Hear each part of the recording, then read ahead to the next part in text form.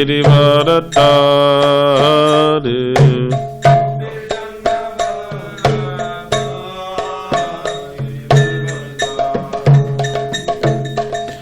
Yashodanandana Brajajana Ranjana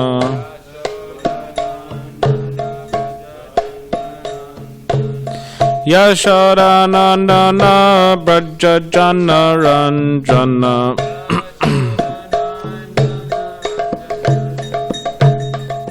Yamunatira Vanachari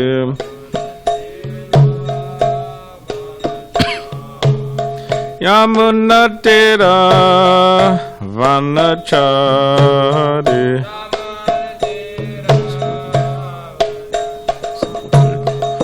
Jaya Radha Madhava Kunja Bihari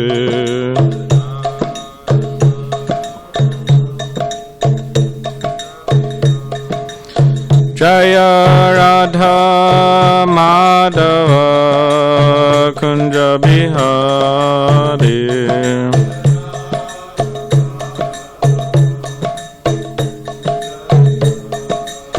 Jaya Radha Madhava Kunja Bihari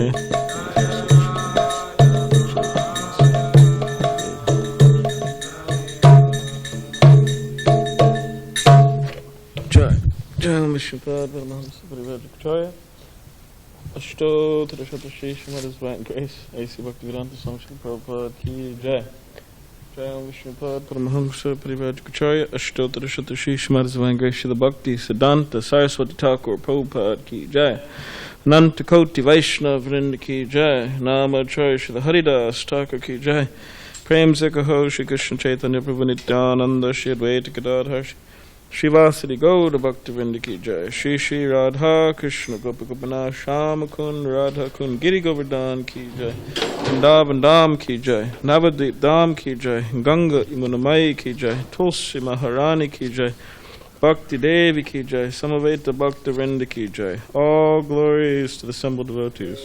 All glories to the assembled devotees. All glories to the assembled devotees. All glories to Shri Guru and Shri Gauranga. All glories to Shri Prabhupada.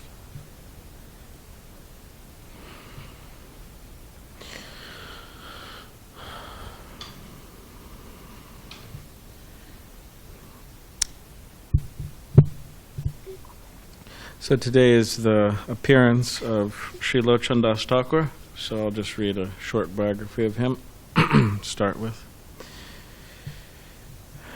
So here's a biography. This is from the book Samadhis in Vrindavan, Mahanidhi Swami.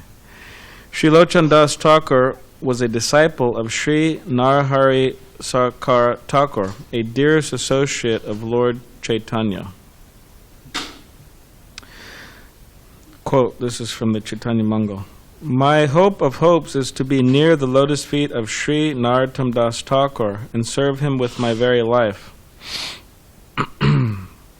The cherished desire of the fallen Lochan Das is to be allowed, by Narahari's grace, to sing the glories of Lord Gauranga. My Lord is Sri Narahari Thakur. I am his servant. Bound before him, I beg for his service. This is my only aspiration. Chaitanya Mangala.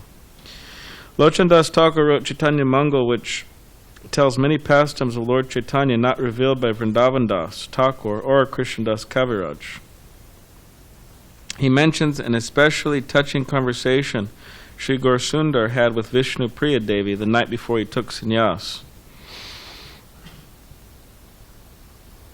Being a talented musician, Lochan Das told Mahaprabhu's pastimes in beautiful poetry filled with fire and rhythm.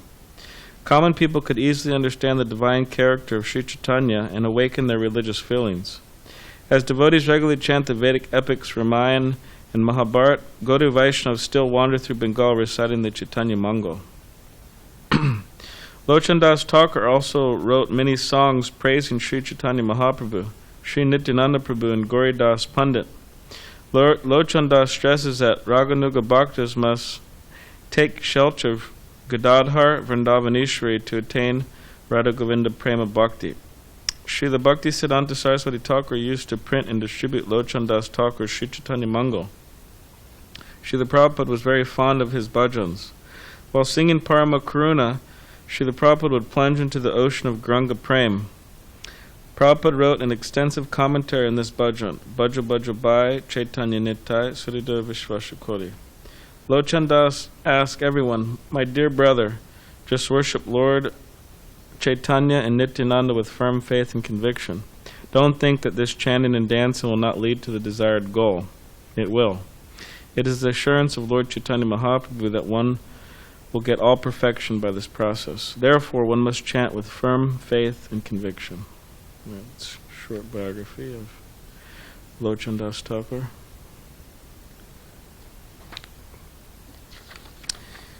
It says that the conversation between Lord Chaitanya Mahaprabhu and Vishnu Priya is in her biography here. That conversation they had before he accepted sannyas. Appearance. Maybe we could read that.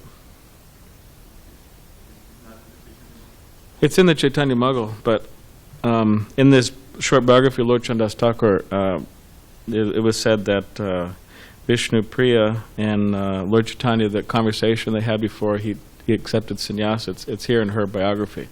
So I'm just going to read it. Could read something from Chaitanya Mangal here. Okay.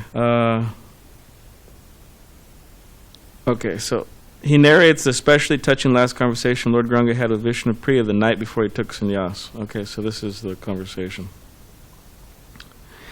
In a voice choked with emotion, Vishnu Priya said, "Tell me, O Lord of my life, is it true the rumor I heard that you will take sannyas and leave me? If I lose your association, I might as well end my life by drinking poison." Wow. Responding with gentle, compassionate words, Lord Chaitanya said, "Vishnu Priya, you are as dear to me as life itself. There is no need to worry. Please hear what I am about to say, for it will help you. The only truth in this world is Bhagavan, Krishna, and the Vaishnavas. Everything else is illusion. Fathers, mothers, children, relationships between men and women are all illusory. Krishna is the master, the real husband of everyone. Don't lament. Don't worry. Your name is Vishnu Priya. Therefore, fulfill the real meaning of Vishnu Priya and always think of Krishna within your heart." Then Sri Gaurasundar showed his four-armed form, which helped Vishnu Priya understand his absolute position. Seeing this vanquished Vishnu Priya's grief and pain, she felt blissful. This vision of Mahaprabhu's instructions removed her bewilderment, but she kept the mentality of taking the Lord as her husband. Sobbing and falling at Lord Chaitanya's feet, she said, "I beg you to accept my humble submission. You are the most dear Lord of my life, my only wealth. Without you, without your service, I have nothing." Lord Gauranga embraced Vishnu Priya with his eyes. He gave her mercy with these words, "I shall travel here and there, but wherever I go, I shall always remain at your place." Understanding the supremely independent nature of Lord Chaitanya, Vishnu Priya said, "You must do what makes you happy, my Lord. Let no one be an obstacle to your divine mission." So that's from the Chaitanya Mangal. And then it said, after Nimai Pandit left Navadvip, Vishnu Priya adopted an austere and devoted life. She became as thin as the crescent moon. Following a rigid sadhana, she set aside 1 grain of rice for every round of Hare Krishna japa she chanted. In the evening, Vishnu Priya Devi cooked these grains, offered them to her personal deity of Mahaprabhu, and honored the remnants. Known today as Dameshwar Mahaprabhu, Vishnu Priya's gorgeous deity of Sri Gauranga Mahaprabhu resides in Navadvip city. Sriman Mahaprabhu receives regular worship and gives unlimited mercy. Every round of japa, 1 grain of rice. Like that one. This deity, Dameshwar Mahaprabhu, it's just right across, we have our Mayapur campus here. You get on a boat and you go over to Navadvip, and then you take a little walk, and then that deity is there. Dameshwar Mahaprabhu. She used to worship. Very beautiful deity. All right, try. Okay, so read the Bhagavatam. Srila Chandas Thakur ki jai. Om Namo Bhagavate Vasudevaya. Om Namo Bhagavate Vasudevaya. Om Namo Bhagavate Vasudevaya. Right, so this is fourth canto, creation of the fourth order, chapter 21, instructions by Maharaj Prithu, text 35. Pradana Kala Shaya Dharma Sangrahe Sharira Esha Pratipadya Chetanam Kriyapalatvaina Vibhur Vibhavyate Itanalo Darushu Tadgunatmaka Pradana Kala Shaya Dharma Sangrahe Sharira Esha Pratipadya Chetanam Kriya Palatvaina Vibhur Vibhavyate Itanalo Darushu Tadgunatmaka Pradana Kala Shaya Dharma Sangrahe Sharira Esha Pratipadya Chetanam Kriya Palatvaina Vibhur Vibhavyate Yatanalo Darushu Tadgunatmaka.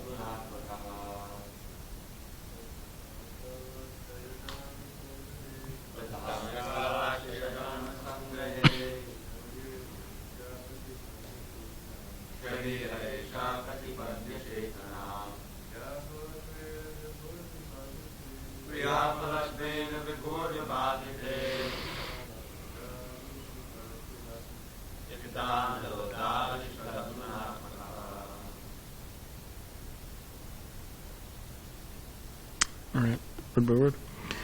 Pradana, material nature. Kala, time. Ashaya, desire. Dharma, occupational duties. Sangrahe, aggregate. Sharire, body. Esha, this. Pratipadya, accepting. Chetanam, consciousness. Kriya, activities. Palitvena, by the result of. Vibhu, the Supreme Personality of Godhead. Vibhavyate, manifested. Ita, as much as. Analaha, fire. Darushu, in the wood. Tat guna atmakaha, according to shape and quality. Translation. The Supreme Personality of Godhead is all-pervading, but He is also manifested in different types of bodies which arise from a combination of material nature, time, desires, and occupational duties. Thus, different types of consciousness develop, just as fire, which is always basically the same, blazes in different ways according to the shape and dimension of firewood. Purport. The Supreme Personality of Godhead constantly lives with the individual soul as Paramatma. The individual soul has awareness in accord with his material body, which he attains by virtue of Prakriti or material nature. The material ingredients are activated by the force of time, and thus the three material modes of nature are manifested. According to his association with the three modes of nature, the living entity develops a particular type of body. In animal life, the material mode of ignorance is so prominent. This is interesting how Prabhupada writes this sentence. He says, in animal life, the material mode of ignorance is so prominent that there's very little chance of realizing the Paramatma. So it's like there's chance in there's some chance in the animal form of life realizing Paramatma. There's very little chance of realizing the Paramatma, who is also present within the heart of the animal. But in the human form of life, because of developed consciousness, Chaitanam, one can be transferred from ignorance and passion to goodness by the results of his activities. Kriya Palatvena. A human being is therefore advised to associate with spiritually advanced personalities. The Vedas, Mundaka Upanishad 1-12, give the direction, Tat Vigartam Sagurum Avibhigachet.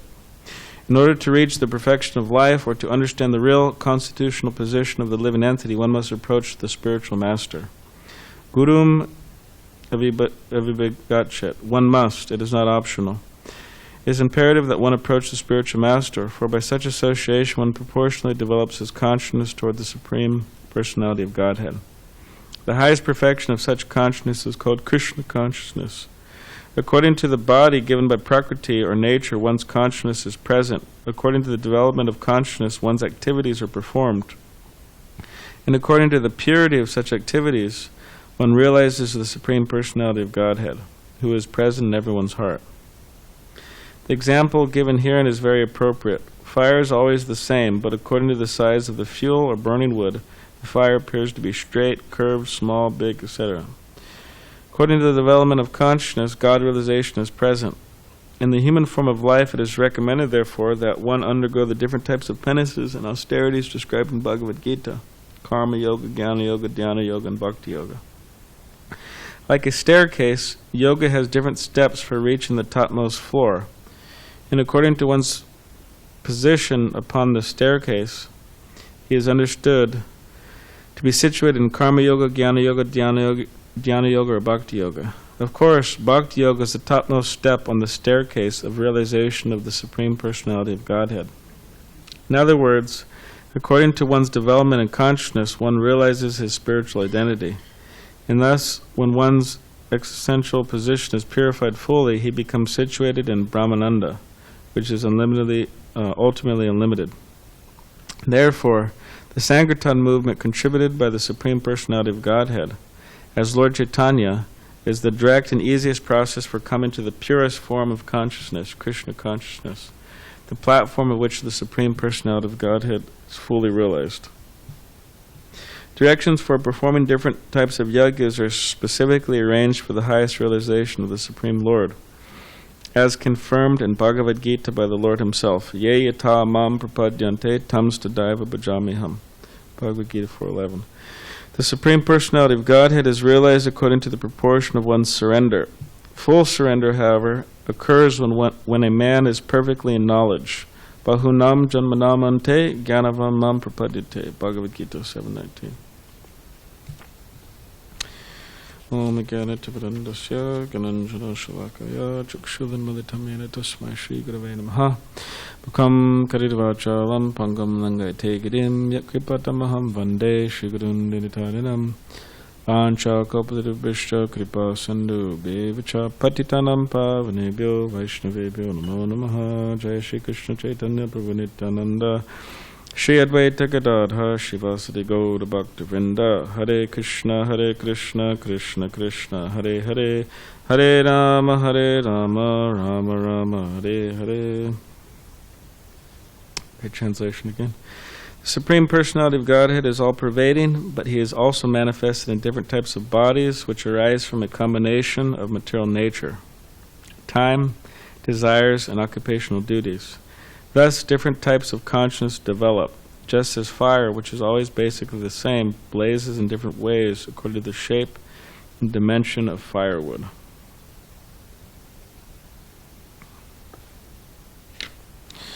So, the other day I was saying how I heard this remembrance from Prabhupada, or excuse me, remembrance from Garga Muni, one of Prabhupada's disciple. Prabhupada called him Garga Muni. Apparently he was good at making money. And Garga Muni was saying how Srila Prabhupada, he followed the principle of not rejecting anybody but reforming them. So he said our process is not to reject but to reform. He's talking about people. And I didn't say it in class today, but so I'll say it now. And specifically, Garga Muni was saying how one devotee came to the Los Angeles temple. It was actually Jayatirtha, the famous Jayatirtha. Anyways, so Jayatirtha came, and he apparently, when he first came, he was kind of, mentally disturbed in many ways. And it said that he took so much drugs that he would go to the devotees and they'd be chanting, and he would go up to them and he would start talking a bunch of nonsense. That's how Garga Muni said he would go up to them and start talking a bunch of nonsense, whatever that was. And then, so devotees went to Prabhupada and they're complaining, Prabhupada, what should we do with him? Should we just ask him to leave? Or, because that's the general thing, right? Somebody comes, they disturb the atmosphere, okay, ask him to leave. And Prabhupada said, our process is not to reject, but to reform. So he said, you should make him a devotee. And then he asked Prabhupada how to do that. And Prabhupada said, well, just engage him in service and feed him lots of prasadam. And then over time he'll, his consciousness will change. So Garga Muni said that he engaged Jayatirtha Bhakta in this, in helping with the incense, because they had an incense company at the time, so he was rolling incense. And then he said whenever he would start talking nonsense, he would say, hey, chant Hare Krishna. He'd tell him, chant Hare Krishna. And then he would feed him lots of prasadam. Garga Muni feed him lots of prasadam. And then over time, it said that he became better. And he said became a devotee.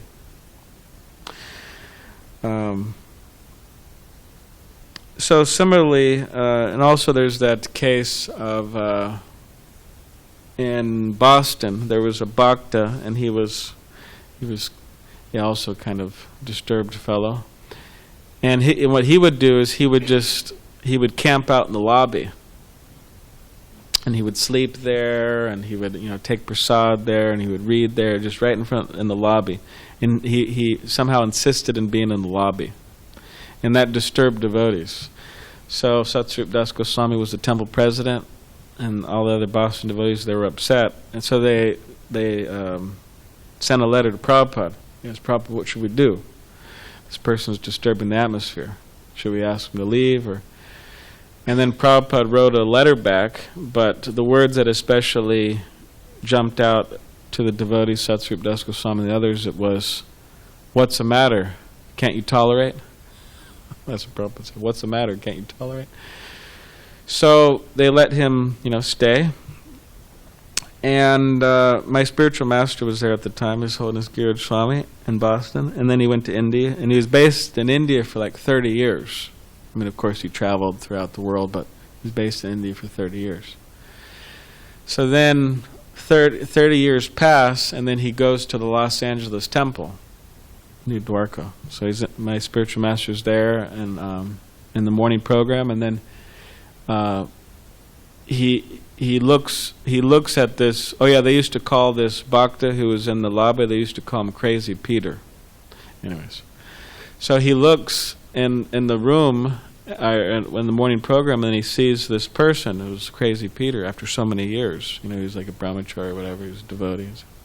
And then my spiritual master, oh, who is that? Who is that? And one devotee says, oh, that? You don't know who that is? That's Krushakrata Prabhu. And Krushakrata Prabhu was the big Sanskrit translator of so many of the Goswami's literatures, Rupa Goswami's books, so many wonderful books. How many books did he translate? Anyways, rough, what do you think? Yeah. 200 books. That's a lot. 200 books of the Goswamis.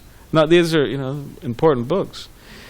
And my spiritual master said, "Oh, Krushakrata Prabhu," and he was a devotee who was like, nourishing the whole movement practically by his books, by the translation of his books.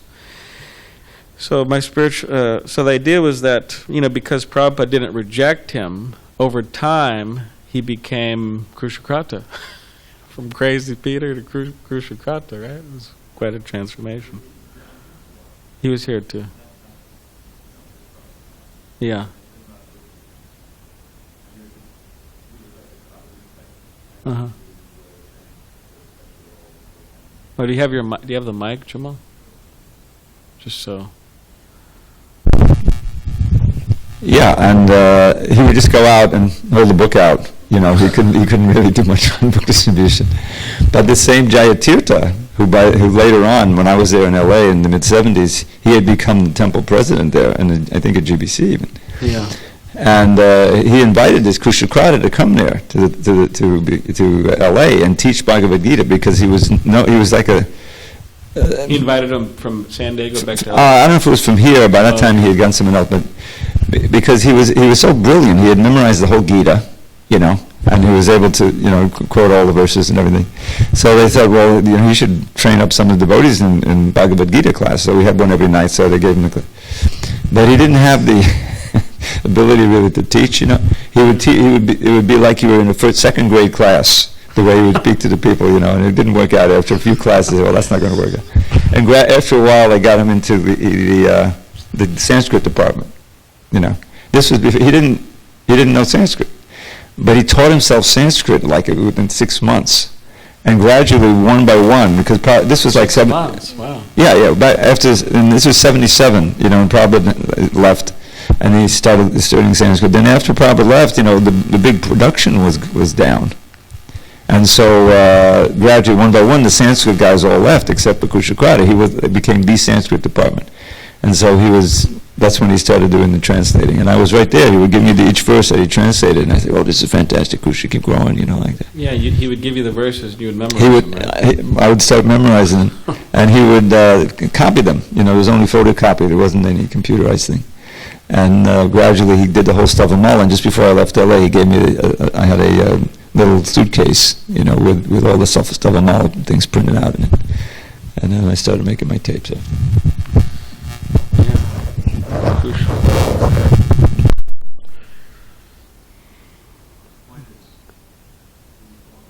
Yeah, reform, not reject. Yeah, reform, not to reject. Sometimes devotees do that with, you're talking about holding the book, because you're saying Krushakrata would just hold the book like that, Sometimes devotees do that, like we did that at the Coachella, because there's just so many people coming at the end of the concert, and they're just all passionate, they all partied for the last few days or whatever.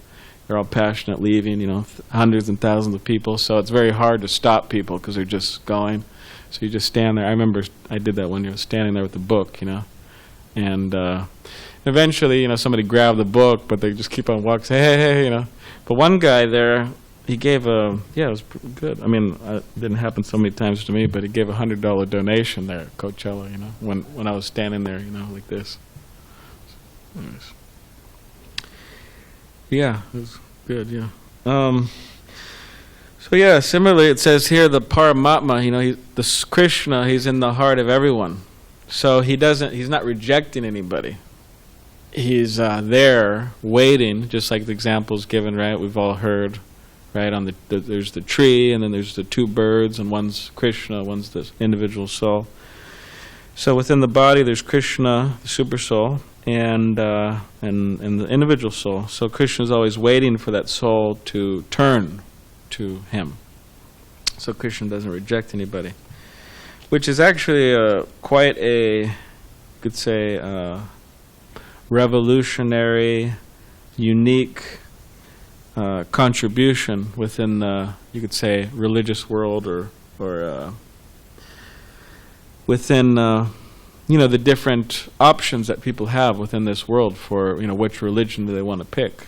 Because a lot of paths, specifically a lot of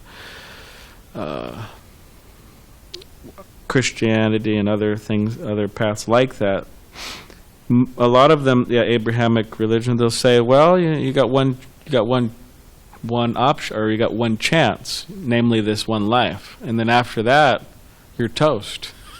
Literally, you burn up, toast. Very depressing for intelligent people to think, oh, what is this? That means God's just some cruel personality. So, but amazing thing is that Krishna's there in the heart of all living entities, and he's waiting very patiently, most patient. Sometimes devotees, we have Rupa Goswami, right? He says in the Nectar of Instruction, what's that verse he says about patience? How does the Sanskrit go? Utsaha nishchaya dharya tatat karma bhavartanat. Yeah. So in that verse it says one should be enthusiastic, one should be patient, one should be confident, right? One should follow in the footsteps of the previous acharyas, except and association of devotees, these reject association non-devotees. So it says patience, and sometimes devotees, that we have a hard time being patient. But I just thought about this. But one thing is that Krishna is extremely patient. I mean, sometimes, oh, well, I've been doing this for 6 months or whatever, 2 years, or supremely, he's supremely patient. Extremely, supremely patient, I've been doing this for 10 years or whatever, but longer, and sometimes, hey, I want more Krishna consciousness, or I want more results or something. Sometimes with our preaching too, right? More results, more people coming, whatever. But it's like Krishna is extremely, supremely patient, and the amount of patience we're being asked to demonstrate is not much in relation to how patient Krishna is, because he's been patient for so many lifetimes, waiting for us, or waiting for souls to turn to him. But that is an important aspect, that just as Paramatma is very patient, as you could say sons of Krishna, we all happen to be men here, so you say sons of Krishna, we're also meant to be patient. And that the best example, or one of the best examples about being patient, is the associate of Lord Chaitanya. I think his name Mukunda. And Lord Chaitanya was extremely upset with him, extremely disturbed, very angry with him, because he would associate, or hear, or on some level associate with Mayavadis, and he associate with devotees and this and. So Lord Chaitanya was really upset about that. And when Lord Chaitanya was performing his Mahaprakash, where he was demonstrating his godhood and giving blessings to all the devotees, at one particular point, the idea was that Lord Chaitanya actually rejected him and said that I reject him, and he won't have my darshan for another, I forgot what it was, another 1,000,000 births. And then Mukunda, after hearing that, he started dancing in ecstasy and said, oh great, I'll get to see my Lord in another 1,000,000 births. At least I get to see him then, better then than never. So he was very happy that Lord Chaitanya didn't reject him out and out, but eventually he would see him. So Lord Chaitanya heard about Mukunda, his mentality, and he said, okay, bring Mukunda, and then he saw him right then. He got the darshan then, and he didn't reject him for another 1,000,000 lives. He actually accepted him at that point. So this idea of patience, he's extremely patient. So Krishna's patient, and we're also meant to be patient. And here it's explaining that the different bodies develop from different associations with the modes and different activities. Certain bodies develop.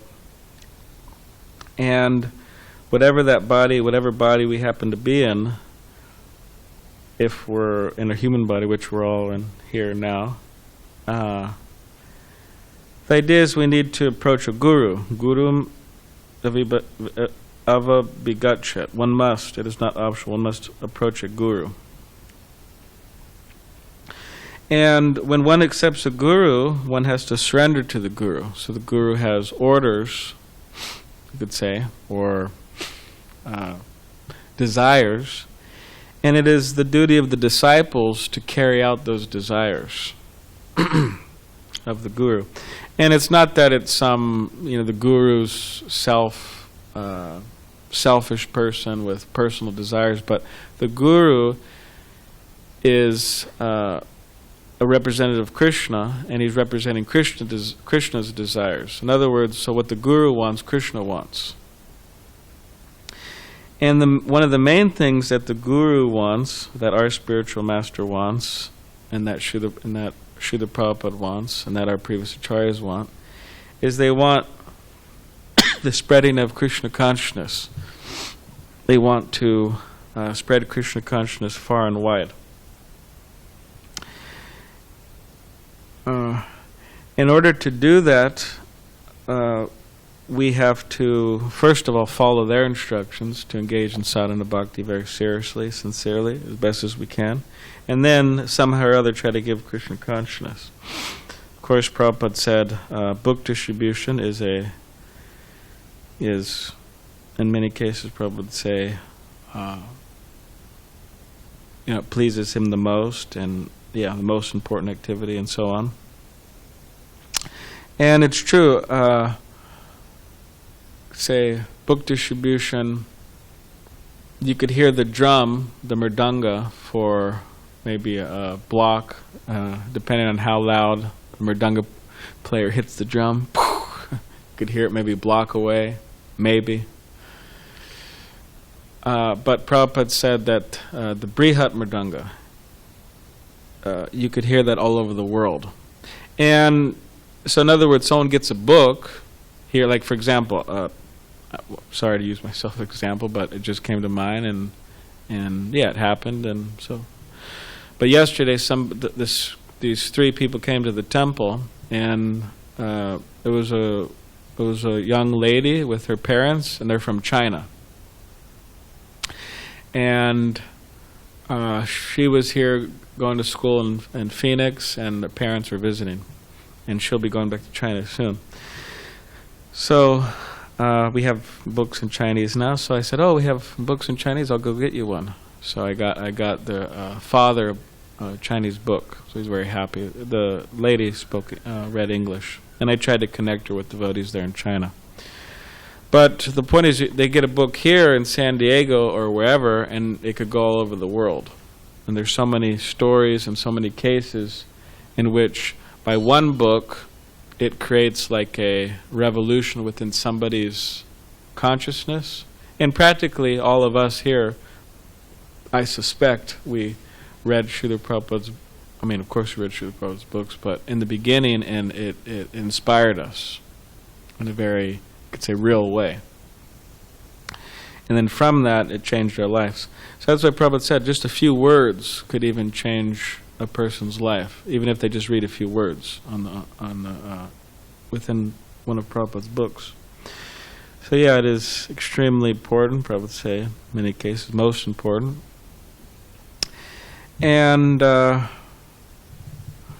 so to surrender to that is extremely, say, pleasing to Prabhupada, and it is, we need devotees to surrender to that.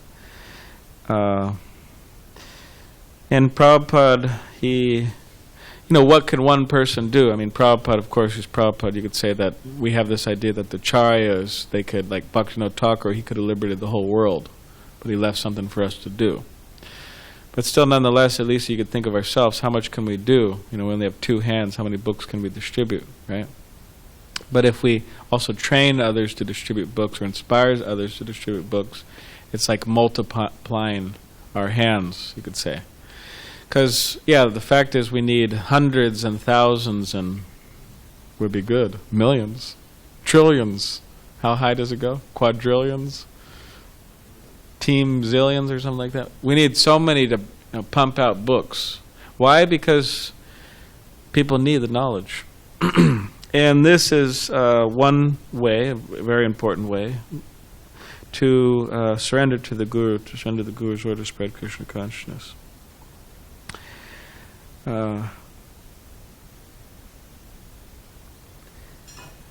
And yeah, just the last thing that jumped out here was that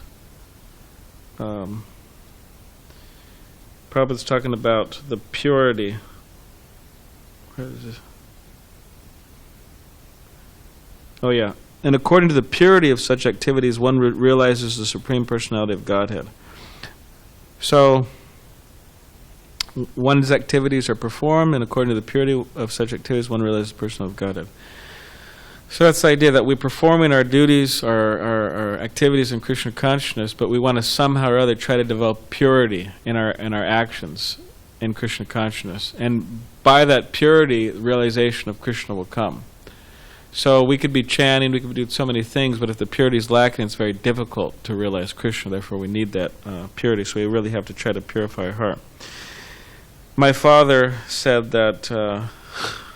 Anyways, I just thought, but one devotee was speaking with my father, and my father visited here one time, and some time ago. And this devotee was saying, "Oh yeah, your son, he's a brahmachari, this and that, and this is like the fast track." Back to Godhead, would be a brahmachari. And then this devotee gave the example, it's like you have an elevator, then you have stairs. He said, oh, being a brahmachari is like taking the elevator. And my father, he said, hey, what's wrong with the stairs? He said, get some good exercise with the stairs, that's...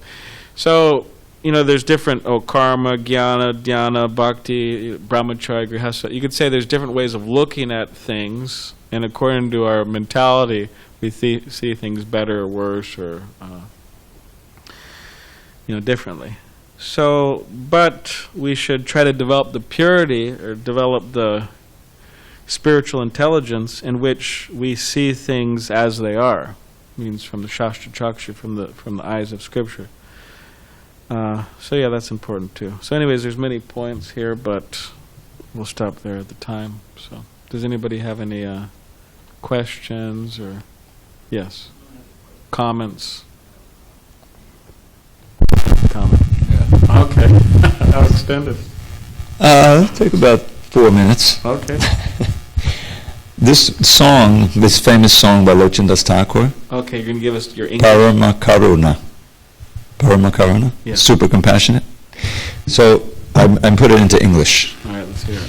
So, Raj, can you fire up the drum? And someone pick up the cartels? I'm glad you're going to sing this because I was thinking about singing it before the class. Oh, no kidding. Yeah. Okay. So, 'Cause and I was thinking about asking you to give us yours. Huh? Yes, we're on the same, yeah. So the normal tune. Anyway, I'll sing it and then you can try to answer. I don't know if you can just follow along and you'll be able to understand the meaning. That's the whole idea. You ready? I'm sorry, that's the Sanskrit, that's the Bengali. Super compassionate are these two golden lords, Nitai Gaurachandra. They are the best of lords, crest jewels of avatars, founts of pure bliss and deep wonder. All friends just worship them, Chaitanya Nitai, fixing your mind with firm faith. Give up all sense pleasure, dive in the sea of bliss, chant Hari Hari today. Super compassionate are these two golden lords, Nitai Gaurachandra. They are the best of lords, crest jewels of avatars, founts of pure bliss and deep wonder.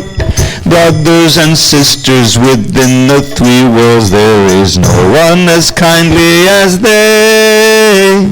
Even the birds, stones, and animals weep in bliss when they hear talks of the traits. Super compassionate are these two golden lords, Nitai, Gaura Chandra. They are the best of lords, questors of avatars, founts of pure bliss and deep wonder.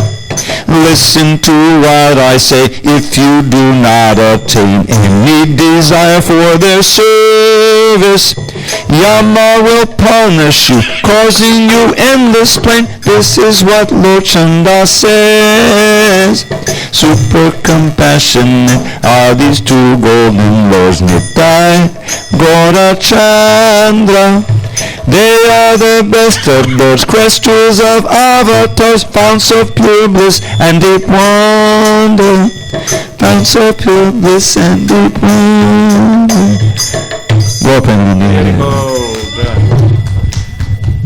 It's interesting. There's Lochan Das writes this very sweet song, and the birds and the beast are crying, and hearing the traits of Lord Chaitanya, Lord Nityananda, and they're merciful lords and everything, and then at the end he says, yeah, if you don't develop a desire to engage in their service, then Yamaraj is going to punish you. Anyway, yes, anyone can get this. Just write to me, Devita108, Devita108 @ gmail, and I'll send you this and all my other problems. Hare Krishna. I think Ananda Kirtan had a comment or question. Maybe it's for you. Thank you. Or anybody that can answer this, but you were talking about don't reject but restore, right? Reform. Reform. Yeah. Reform. So what do we do if we see people, it's like senior devotees, they're rejecting and they're not reforming, and you're not really, according to etiquette, you're not in a proper place to say anything. All you can do is kind of close your eyes and cringe your teeth and maybe find the person later and do some damage control or something like that. So, all right, yeah, I could try to say something. Maybe Drivida Prabhu could say.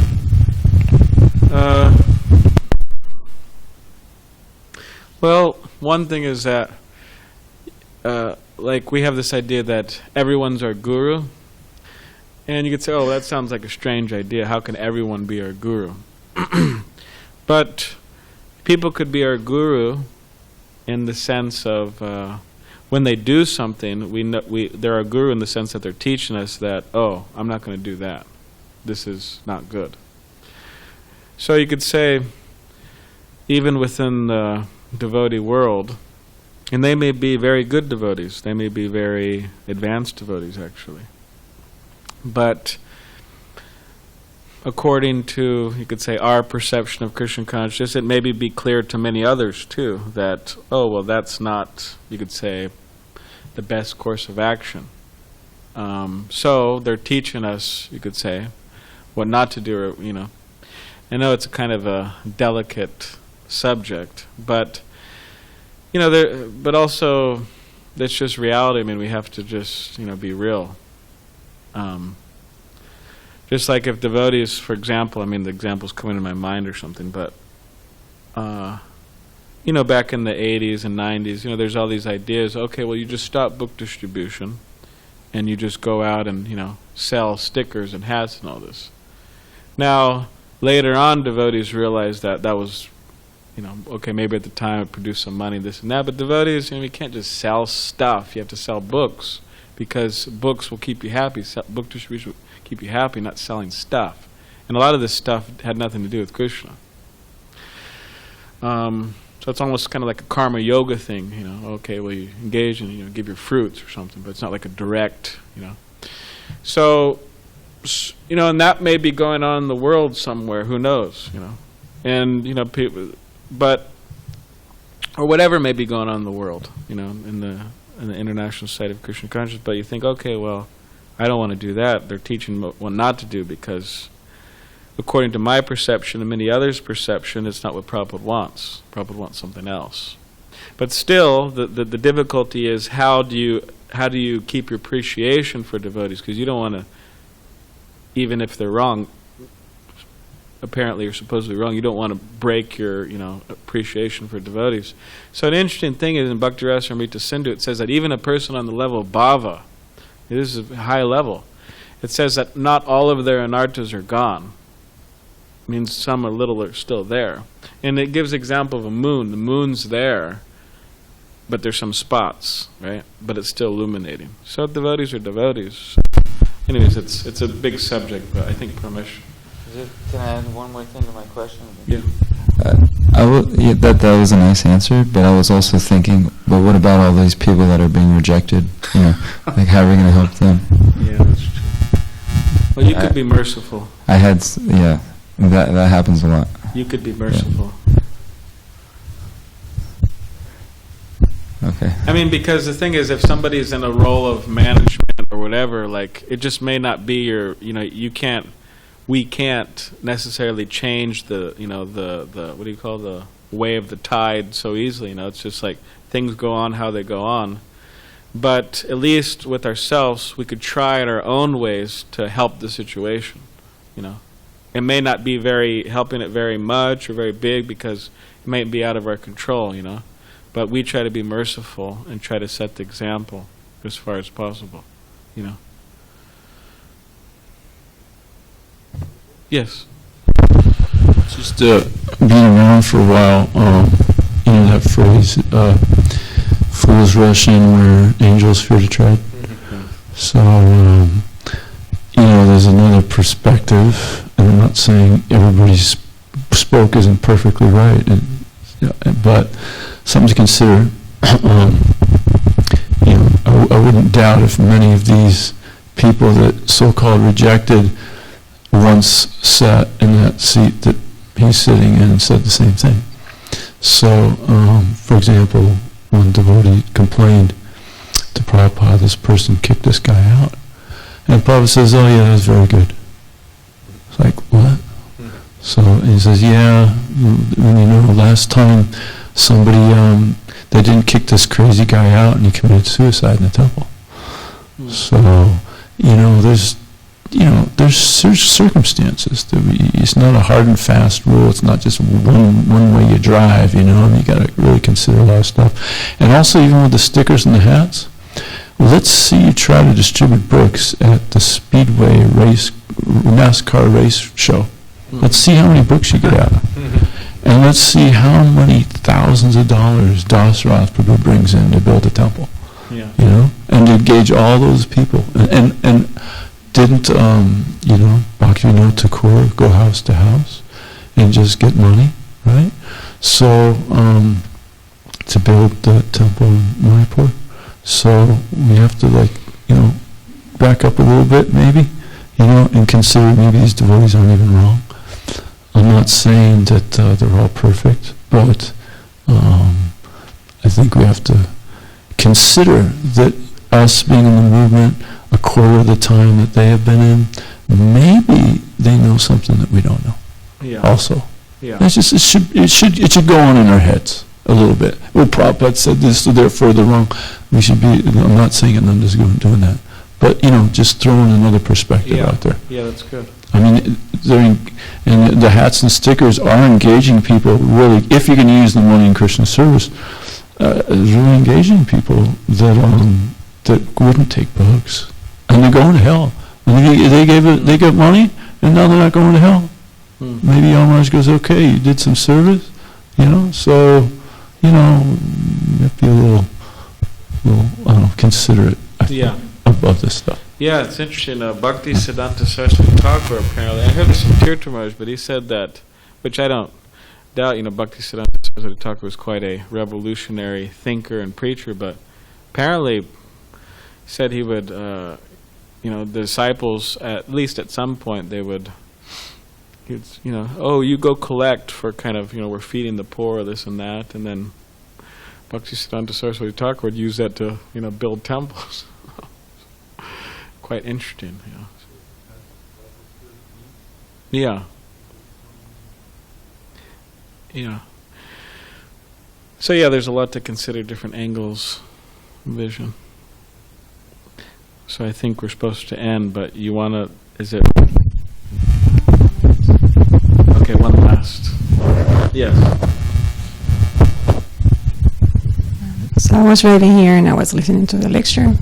So like you comment that you said it was a Srila Prabhupada or that's it? Yes. Okay. No reject by reform. So my own personal experience, I realized that at times we could be so attached to the result of our own service.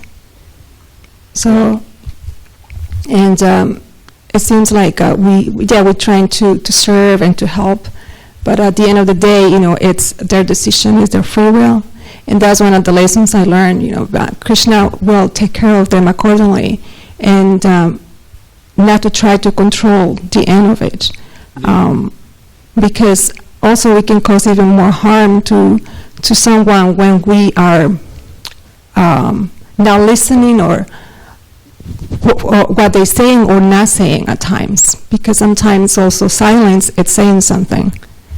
And that's what I learned into, like you were saying, like we should be compassionate and tolerant, but also we have to know our limitations. Okay, I'm not Krishna, I'm trying my best, but also to know when to back down and limit it and surrender it and leave it to Krishna. Also because sometimes I'm like, I'm going to control the situation, like I have to do it, I have to be the one that can really save this person or help this person. But again, it's not up to us, it's up to everyone's free will. Yeah. Yes, one little last thing. The other day I said that Prabhupada had a disciple, and apparently he was, kind of like a disturbing, Srila Prabhupada and all the devotees. And, he went up to Prabhupada. It's a famous thing, but he went up to Prabhupada and said, Prabhupada, can you please bless me to find a real guru? In other words, he was really offensive towards Prabhupada. And Tamal Krishna Goswami said that, Prabhupada said that, I bless you, you won't find a guru for another 60,000 births. That's what Prabhupada said.